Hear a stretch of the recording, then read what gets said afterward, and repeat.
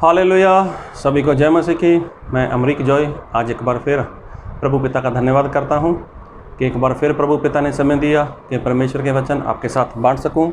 आप मेरे YouTube channel Hindi Punjabi Bible study Amrik Singh, इस चैनल के ऊपर अगर आप नए हो, अभी तक आपने चैनल को सब्सक्राइब नहीं किया तो आप मेरे चैनल को सब्सक्राइब करें। साथ में जो बेल आइकॉन है उसको टच करना ताकि आने वाले वीडियो की नोटिफिकेशन, उसकी जानकारी आपको मिलने पाए।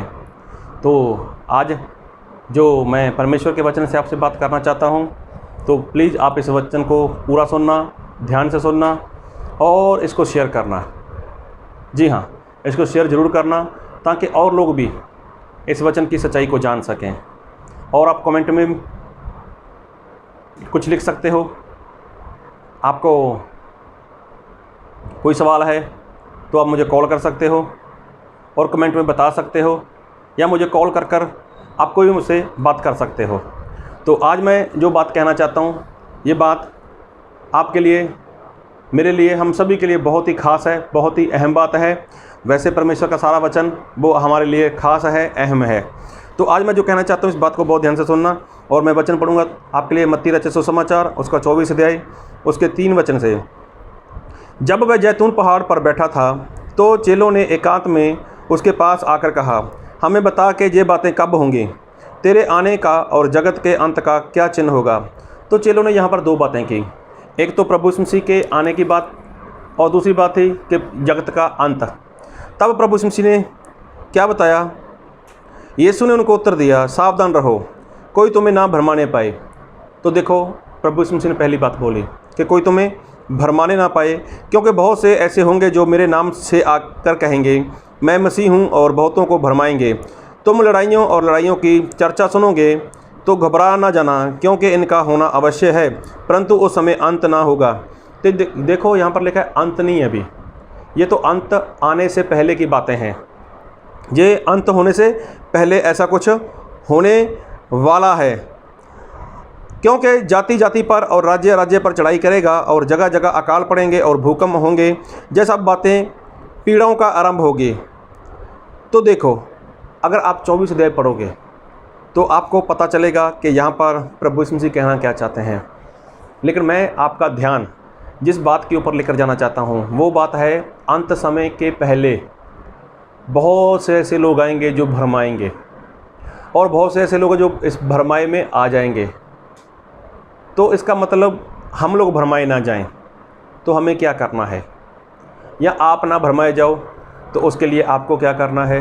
तो ये जिम्मेवारी तो आपकी है ना, आपको नहीं भरमाए जाना, आपको नहीं भरमना। कोई भी आए, कैसा भी आए, लेकिन आपको बाइबल से देखना है, बाइबल से पूछना है, बाइबल से दिखाना है, बाइबल से सुनना है कि बाइबल में ऐसा लिखा है या नहीं लिखा। तो सबसे पहली बात, अगर कोई आपको ये बताता है, अगर ये बात कोई आपको बताता है कि बाइबल में ऐसा लिखा है, तो उसको पूछो कहाँ पर लिखा है, और फिर उसको पढ़ो, खुद भी पढ़ो, वो कहना क्या चाहता है वचन, वो भी देखो ध्यान से, ताकि आप भरमाए ना जाओ।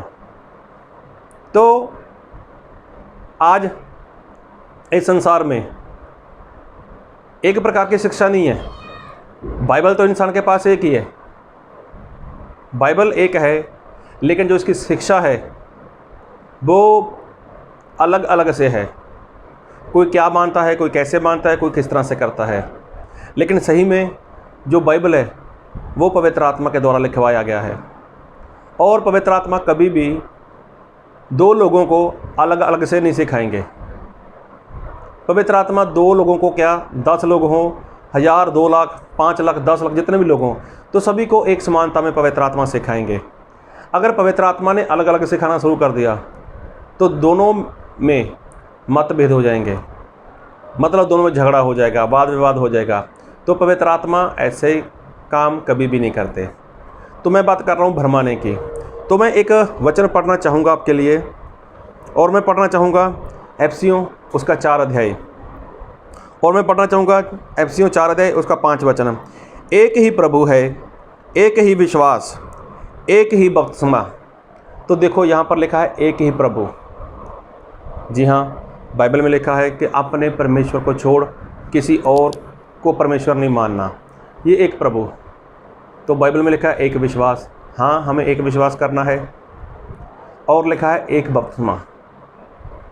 तो क्या बाइबल में जो लिखा है एक बपतिस्मा, तो क्या आज ऐसा बपतिस्मा होता है? क्या ऐसा होता है एक बपतिस्मा? तो जो एंड टाइम मैसेज वाले हैं, एंड टाइम मैसेज जिसको बोलते हैं ओनली जीसस, तो वो लोग ऐसा बोलते हैं कि यीशु के नाम का बपतिस्मा लो।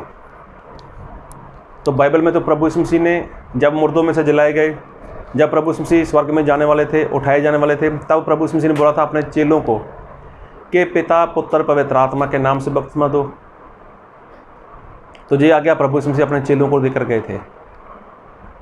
तो अभी यहाँ पर 2 बातें हो गई, पिता पुत्र पवित्र आत्मा के नाम का बपतिस्मा या फिर यीशु के नाम का बपतिस्मा। तो इस बात के ऊपर मैं चर्चा नहीं करना चाहता, ये मेरा सब्जेक्ट नहीं है। अगर आपको ये सवाल है तो कोई बात नहीं, आप कमेंट में लिख देना या मुझे आप कॉल कर लेना, तो मैं आपके लिए समय निकाल सकता हूँ, मैं आपके लिए समय निकाल सकता हूँ, मैं आपके साथ बैठ सकता हूँ। तो दूसरी बात, लेकिन विवाद नहीं करना बस।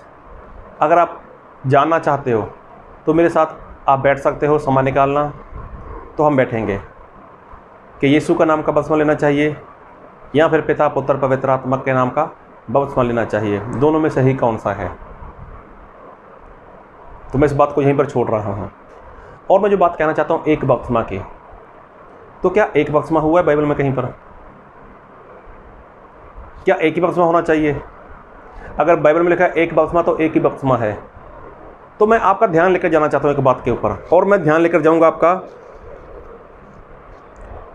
प्रेरितों का काम उसका 19 अध्याय उसके 1 वचन से लेकर उसके 7 वचन तक।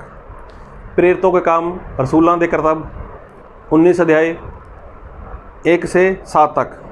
जब अपोलोस कुरिन्थियस में था तो पौलुस ऊपर के सारे प्रदेश में से होकर एफिसुस में आया। वहाँ कुछ चेलों को देखकर उनसे कहा, क्या तुमने विश्वास करते समय पवित्र आत्मा पाया? उन्होंने उससे कहा, हमने तो पवित्र आत्मा की चर्चा भी नहीं सुनी। उसने उनसे कहा, तो फिर तुमने किसका बपतिस्मा लिया?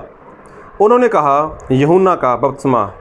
पौलुस ने कहा, यूहन्ना ने यह कहकर मन फिराव का बपतिस्मा दिया कि जो मेरे बाद आने वाला है उस पर अर्थात यीशु पर विश्वास करना। यह सुनकर उन्होंने प्रभु यीशु के नाम से बपतिस्मा लिया।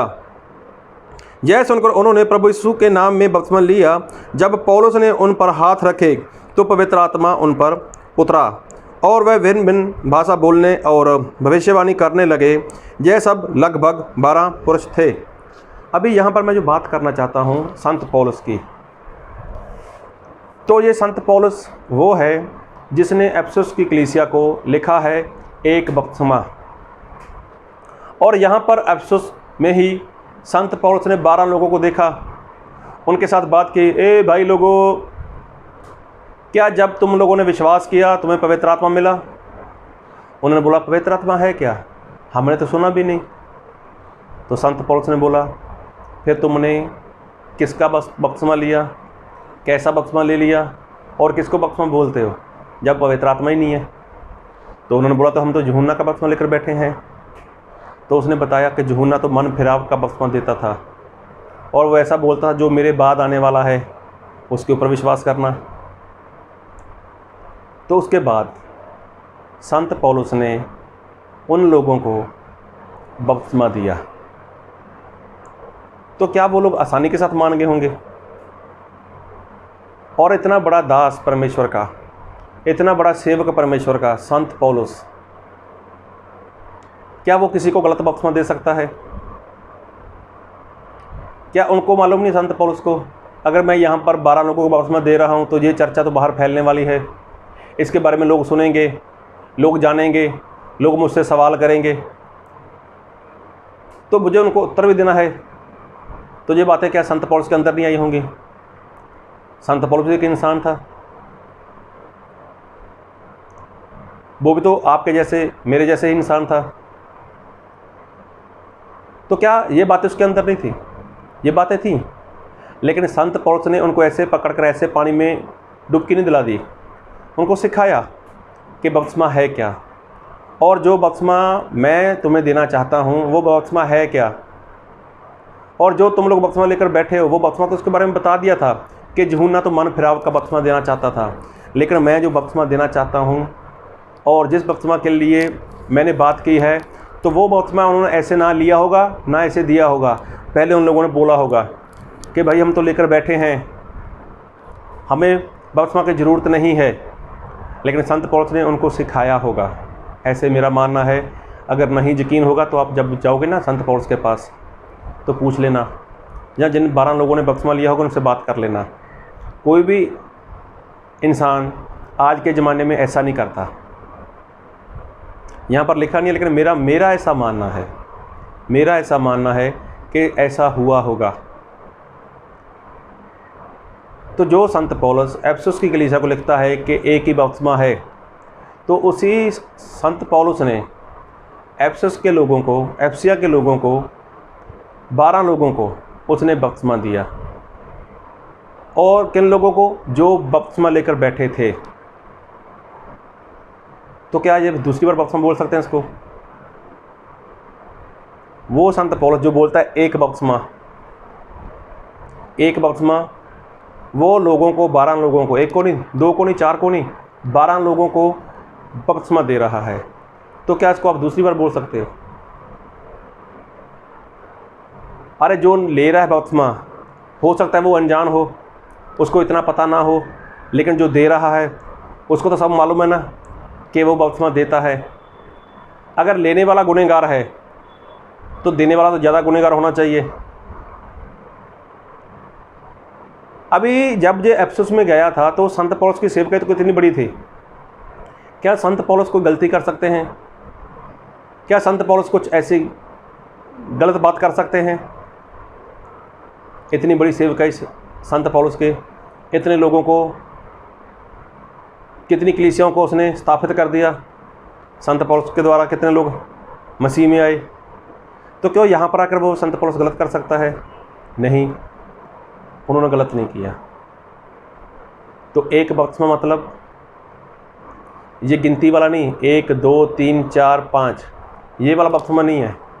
एक मतलब जो बाइबल में लिखा है वो बपतिस्मा। अगर वो सही नहीं हुआ तो आप 2 ले लो, 5 ले लो, 10 ले लो, 50 ले लो, 100 बपतिस्मा ले लो। तो जब तक आपका बपतिस्मा बाइबल के अनुसार नहीं हुआ तब तक वो एक ही बपतिस्मा नहीं है। गिनती में आप कितने भी बपतिस्मा ले लो, तो बाइबल में जो बपतिस्मा है, अगर वैसा बपतिस्मा आपका नहीं हुआ, वैसा बपतिस्मा आपका नहीं हुआ, ना तो उसको परमेश्वर बोलते हैं बपतिस्मा और ना ही परमेश्वर का दास उसको बोलता है बपतिस्मा। आप कुछ भी बोलो। तो संत पौलुस ने जब देखा लोगों को, इनके अंदर पवित्र आत्मा वाली बात तो है नहीं, इनके अंदर मसीह वाली बात तो है नहीं, तब उसे सवाल हुआ, जब बपतिस्मा लिया क्या पवित्र आत्मा पाया? तो देखो, एक परमेश्वर के दास को ये सवाल हुआ था। तो जब उन्होंने देखा कि हमारा बपतिस्मा तो सही नहीं है, तब उन लोगों ने परमेश्वर के दास से सीखा होगा। तो मैं एक बात पूछना चाहता हूँ कि संत पौलुस गलत कर सकते हैं? आपका उत्तर है नहीं, संत पौलुस गलत नहीं कर सकते। तो फिर उन्होंने बपतिस्मा दिया, लेकिन दिया कौन सा? जो बाइबल में लिखा है एक बपतिस्मा। तो ये वाला सही बपतिस्मा था। जो ये सही वाला बपतिस्मा संत पौलुस ने उन 12 लोगों को जो एफेसुस में रहते थे, एफेसुस में रहते थे, उनको ये वाला बपतिस्मा दिया। अगर आज कोई ऐसा इंसान है, उससे बात करो कि भाई आपका बपतिस्मा कैसे हुआ, तो वो बोलता है मुझे तो मालूम नहीं मैंने बपतिस्मा क्यों लिया, मैं तो नया नया मसीह में आया था, हमें पता नहीं था, हमारे पास्टर साहब ने हमें पकड़ा, ऐसे पानी में डुबकी लगवा दी और हम बाहर आ गए। और जहाँ कोई ऐसा बोलता है कि हमारे घर में बहुत परेशानी थी, तो परेशानी की वजह से हमने बपतिस्मा ले लिया। या कोई ऐसा बोलता है मेरा कारोबार अच्छा नहीं चलता था, तो मैंने कारोबार की वजह से मैंने बपतिस्मा ले लिया। या कोई इंसान ऐसा सोचता है कि मेरे पास बच्चे नहीं थे, मैंने बच्चों की वजह से बपतिस्मा ले लिया। या कोई ऐसा बोलता है कि मेरे पास जॉब नहीं थी, मेरी शादी नहीं हो रही थी, तो मैंने इसलिए बपतिस्मा ले लिया। तो क्या इन बातों के लिए बपतिस्मा है? आप अनजानपुने में हो, अनजानपुने के लिए बपतिस्मा है? नहीं है। अगर आपने अनजानपुने में बपतिस्मा लिया है, आपको नहीं बताया गया, आपको नहीं सिखाया गया, तो आपका बपतिस्मा तो सही है ही नहीं। तो जब कोई परमेश्वर का दास किसी को बोलता है कि भाई आपका बपतिस्मा, तो उसको डर लगता है, ना ना ना ना ना ना, ये तो पाप हो जाएगा, ये तो गलती हो जाएगी, हम ये पाप नहीं करेंगे, हम ये गलती नहीं करेंगे। और ऐसे लोग वो अपने मुंह में तंबाकू रखते हैं, वो गाली बोलते हैं, वो झूठ बोलते हैं, कारोबार में ठगी करते हैं, लड़ाई झगड़ा करते हैं, और भी बुरे काम उनके जीवन के अंदर दिखाई देते हैं। तब उनको डर नहीं लगता,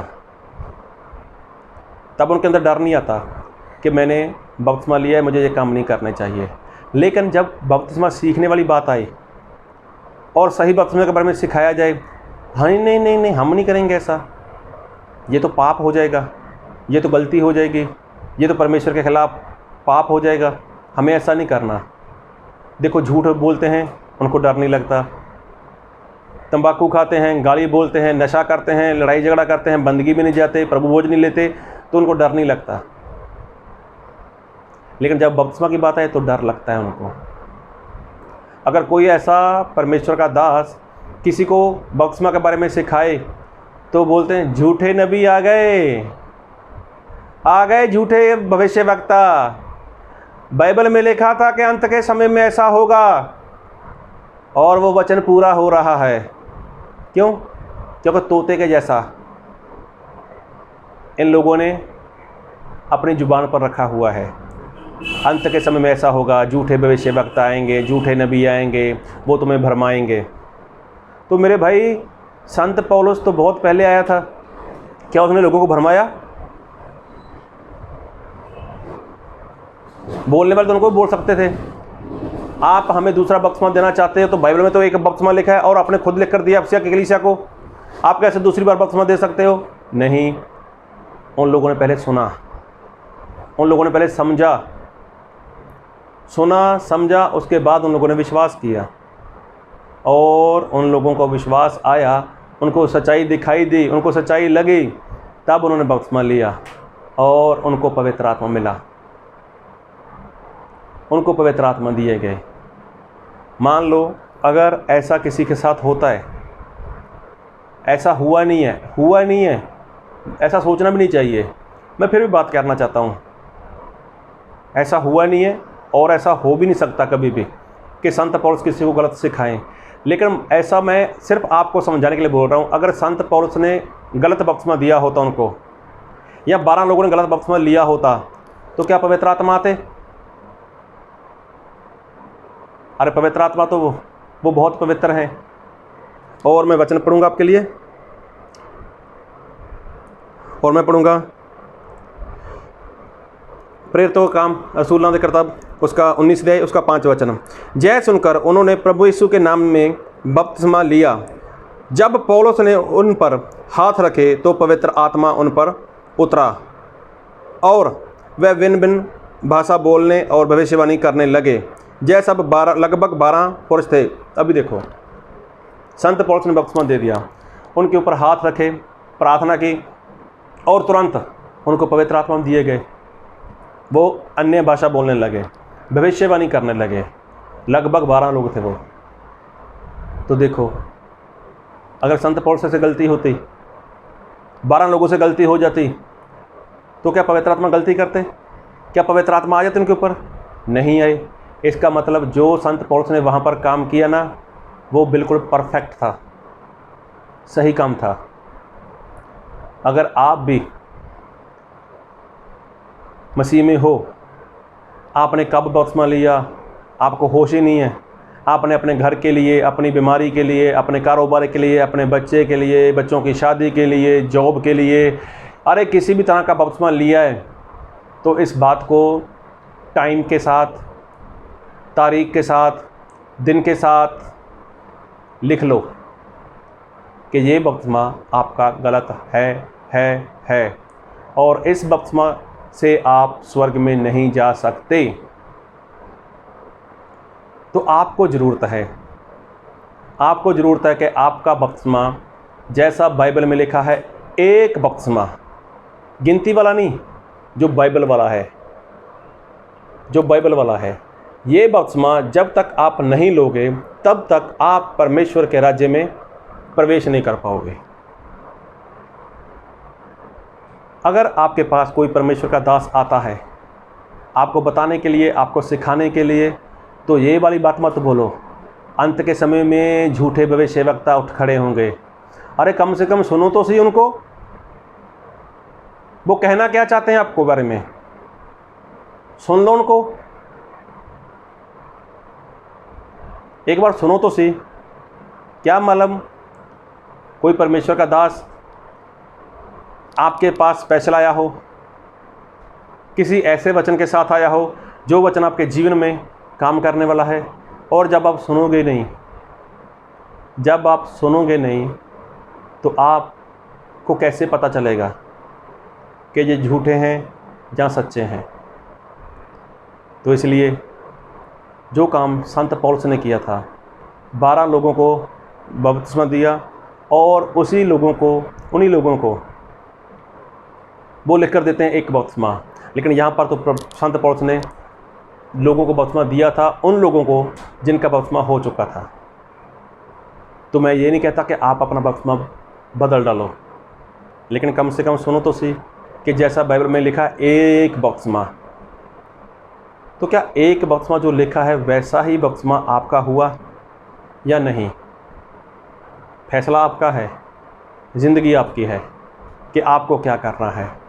ये बात सही है कि अंत के दिनों में झूठे नबी आएंगे, झूठे भविष्यवक्ता आएंगे, लेकिन सावधान तो आपको रहना है। तो हम तभी रह पाएंगे ना जब पवित्र आत्मा होगा। तो पवित्र आत्मा तो तभी आएगा ना जब सही बपतिस्मा होगा, जो बाइबल में लिखा है वैसा बपतिस्मा होगा। तो आपको देखना है कि आपको क्या करना है। तो प्रभु आपको इस वचन से बहुत तायद की आशीष दे। आमीन।